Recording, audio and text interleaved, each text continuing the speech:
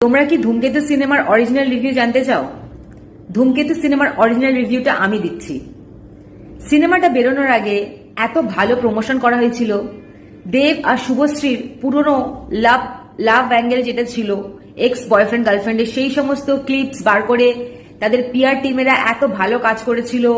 সিনেমাটাকে ফুল চেষ্টা করা হয়েছিল যে অডিয়েন্সদেরকে সিনেমাতে ডাকার।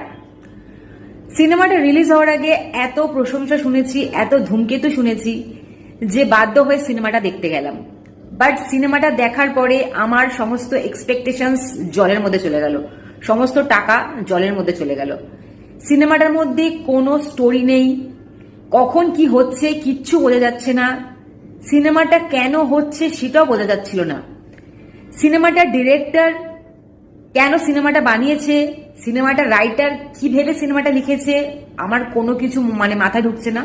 হয়তো ওরা বেটার বোঝাতে পারবে। বাট সিনেমাটার রেটিং বুকমাই শোতে দেখলাম 7.4।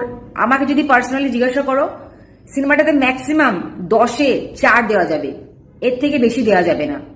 সিনেমাটা রিলিজ করার আগে এত ভালো প্রমোশন করা হয়েছিল, বাট সিনেমাটা যেই রিলিজ হলো তারপরে কিন্তু আমরা একদমও ধূমকেতুর নাম শুনছি না। কেননা সিনেমাটাই ততটাই খারাপ হয়েছে যতটা বড় করে প্রমোশন করা হয়েছিল। রাজ চক্রবর্তী চেষ্টা করেছিল তার ওয়াইফের আর দেবের যে পুরনো কেমিস্ট্রিটা নিয়ে সিনেমাটা চালানোর, বাট ওই যে কথায় আছে, যদি স্টোরি ভালো না হয় তাহলে তুমি হাজার চেষ্টা করো সিনেমাটা চালাতে পারবে না। সো এটাই হচ্ছে অনেস্ট রিভিউ। যারা সিনেমাটি দেখোনি, ভাবছে যে সিনেমাটা দেখবে, তারা আমার মতে না দেখাটাই ভালো। তোমাদের যদি টাকা মনে হয় যে না ওয়েস্ট করবো না, আর যদি মনে হয় যে না টাকা আছে ওয়েস্ট করতে পারি, কোনো অসুবিধা নেই, একবার দেখতেই পারি, তাহলে গিয়ে দেখে আসতে পারো।